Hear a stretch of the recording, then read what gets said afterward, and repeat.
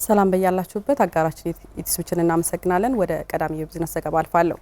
በበጀት ዓመቱ 12000 ወጣቶችን በቋሚ የስራ ዕድል ተጠቃሚ ለማድረግ እየሰራ መሆኑን የወልቃይት ጠገዴ ሰቲት ሁመራ ዞን ስራና ክህሎት መምሪያ አስታወቀ። የዞኑ የመኸር ወቅት የሰብል ስብሰባና በራስ አቅም ፕሮጀክቶችን የመገንባት ልምድ ወጣቶችን በጊዜያዊ የስራ ዕድል ተጠቃሚ ለማድረግ እድል መፍጠሩን መምሪያው ገልጿል። አድኖ ማርቆስ ተጨማሪ ይዟል።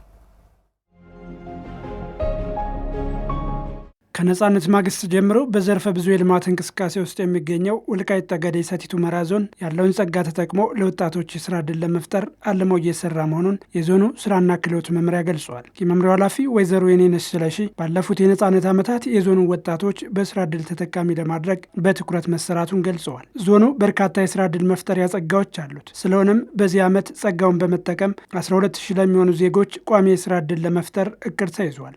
ይታወቃል። ወልቃይት ጠገዴ ሰቲት ሁመራ ዞን ጸጋ አለው፣ ፖቴንሻል አለው። ለሱ መሰረት በማድረግ 12293 ነው እቅዳችን። የአመት እቅድን እስካሁን በአፈጻጸም ደረጃ ስናየው 22670 የስራ ዕድል ፈጥረናል።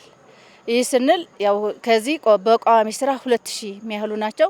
ከዛ የተረፈ ደግሞ በጊዜያዊ ስራ የተፈጠረ በአጠቃላይ 22670 የስራ ዕድል ተፈጥሯል። ከዚህ ወንድና ሴት ጾታ መሰረት ያደረገ ነው። በመኸር ወቅት የሰብል ስብሰባም ከ570 ሺህ በላይ ወጣቶች በጊዜያዊ የስራ ዕድል ተጠቃሚ መሆናቸውን ጨምረዋል። እንደ ወልቃይት ጠገዴ ሰቲት ሁመራ ዞን የኔትወርክና የኢንተርኔት አገልግሎት አለመኖርና በጀት ከፌዴራል መንግስት አለመለቀቁ ለስራ ዕድል ፈጠራው እንቅፋት ሆነዋል። ስለሆነም ወጣቶችን ወደ ስራ ዕድል ፈጠራ ሰንሰለት በማስገባት የተሻለ ተጠቃሚ ለማድረግ የፌዴራል መንግስት ለችግሮቹ መፍትሄ እንዲሰጥ ኃላፊዋ ጠይቀዋል። በተለይ የዋይፋይ አገልግሎት የለም። እንደገና 360 ዲግሪ ኔትወርክ ማይሰራበት በተለይ በጠገዴ ወረዳ የኔትወርክ አክሰስ ችግር አለ። በወልቃይት ሂደንም የኔትወርክ አክሰስ ችግር አለ። በጀት አለመኖሩ በጊዜያዊ ስራ በብዙ እንዲጠቀሙ ነው እያደረግ ነው ያለ ነው። መሰረታዊ የሆነ ወደ ኢንዱስትሪ ወደ ተሻለ ኢኮኖሚ ለማሸጋገር የብድር ተቋማት መመቻቸት አለበት። ወጣቱ ዘላቂ የሆነ የማልማት የማሰልጠን ደረጃን መድረስ ከሆነ በዘላቂነት የማቋቋም ስራ ለወጣቱ የሚያስፈልግ ከሆነ በጀት መበጀት አለበት። ይሁንና ዞን አስተዳደሩ በጀት የለኝም ብለው እጁን አጣጥፎ አልተቀመጠም የሚሉት ወይዘሮ የኔነሽ በማዕድን በግብርና በኢንቨስትመንትና ሌሎች ጸጋዎች ወጣቶች እንዲጠቀሙ እየተሰራ መሆኑን ገልጸዋል። በራሱ አቅም በራሱ ገቢ ባገኘው ነጻነት መሰረት በማድረግ ፕሮጀክቶች በተለያዩ ፕሮጀክቶች ሾዶች ኮንቴነሮች ለስራ አጥ ወጣቶች በማስረከብ ደረጃ የተሻለ ስራ ተሰርቷል። ለዚህ ማይካድራ ማሳያ ነው፣ ዳንሻ ማሳያ ነው፣ ሰቲት ሁመራ ከተማ ማሳያ ነው። በሙሉ በአምስቱ ገጠር ከተማዎች የራሱ ኮንቴነርና ሸድ በማደስ መልሶ በማቋቋም ለወጣቶች ስራ አጥ ወጣቶች በማስረከብ የተሻለ አንተ የተሻልክ ነህ ከሌ ይግባ በማለት ዩኒቨርሲቲ ምሩቅ ኮሌጅ ምሩቅ አካል ጉዳተኛ ከስደት ተመላሽ የመልሶ ማቋቋም ስራ ባለው አቅም ዞኑ በተሻለ ደረጃ እየሰራበት የሚገኝ ነው። የወልቃይት ጠገዴ ሰቲት ሁመራ ዞን ማህበረሰብ ለነጻነቱ በከፈለው ዋጋ ልክ አሁን ላይ በሰላም ወጥቶ የሚገባበት ሰርቶ የሚበላበትና ነጻነቱን የሚያጣጥምበት ሁኔታ ተፈጥሯል ያሉት የዞኑ ስራና ክህሎት መምሪያ ኃላፊ ወይዘሮ የኔነሽ በዚያው ልክ የኢኮኖሚ ተጠቃሚ እንዲሆንም ታልሞ እየተሰራ ነው ብለዋል። በዶሮ እርባታ በመሰማራታቸው ውጤታማ መሆናቸውን በዋግምራ ብሔረሰብ አስተዳደር ሰቆጣ ከተማ በዘርፉ የተሰማሩ ነዋሪዎች ተናገሩ።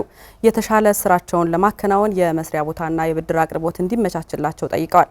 የሰቆጣ ከተማ አስተዳደር ስራና ስልጠና ጽሕፈት ቤት በበኩሉ በተለያዩ የስራ ዘርፎች የተሰማሩ ኢንተርፕራይዞች የሚያነሷቸውን ጥያቄዎች ለመፍታት እየሰራ መሆኑን ገልጿል። መረጃውን ያደረሰን የሰቆጣ ከተማ የመንግስት ኮሚኒኬሽን ነው። ደረጀ ደርበው ያቀርብልናል።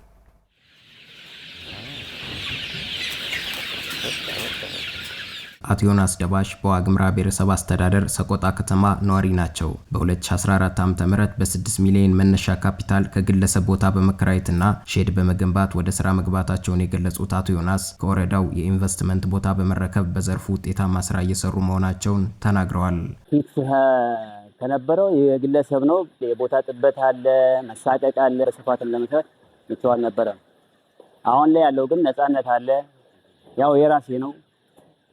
አንድ ሁለት የለም። በስፋት ትሄዳለህ። ወይዘሮ አበባ አለቤ ከ3 ዓመት በፊት በ300,000 ብርና 200 በማይሞሉ ዶሮዎች የጀመሩት የስራ ዘርፉ አሁን 4.5 ሚሊዮን ብር በሚሆን ካፒታል እንደሚያንቀሳቅሱ ነግረውናል። በትንሽ ነው የጀመርነው።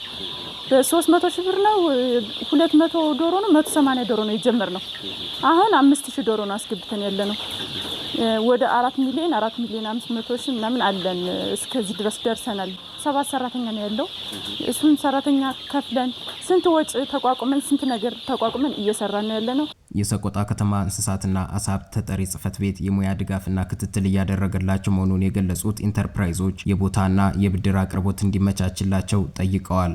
የጠየቁትን እየሰጠኝ ነው። በቦታ ደረጃ ያው ፋይናንሻሊ የብድር እንዲያደርግልኝ ፈልጋለሁ።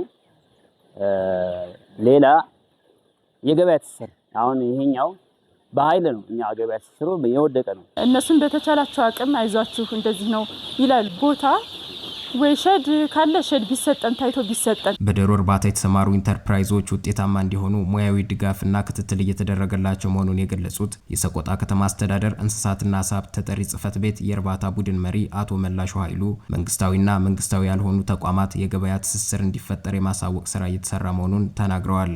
የገበያ ሰንሰለቱ ለሌላዎች ወረዳዎች እንዲሰራጭም ለዞን ለንግድ ጽሕፈት ቤት ለተቀዳሚ ምክትል ከንቲባ አሳውቀናል። የሰቆጣ ከተማ አስተዳደር ስራና ስልጠና ጽሕፈት ቤት ኃላፊ አቶ ሻምበል ማሞ በከተማው የተለያዩ የስራ ዘርፎች የተሰማሩ ኢንተርፕራይዞች የሚያነሷቸውን የመስሪያና የመሸጫ ቦታ ጥያቄ ለመፍታት እየሰሩ መሆናቸውን ተናግረዋል። ከተማው ባለው ጸጋና ባለው ሀብት ልክ ወጣቶችን እየመለመለ በዛ ልክ የስራ መሸጫ ፍላጎታቸውን ለመፍታት ጥረት ያደርግን ያለ ነው።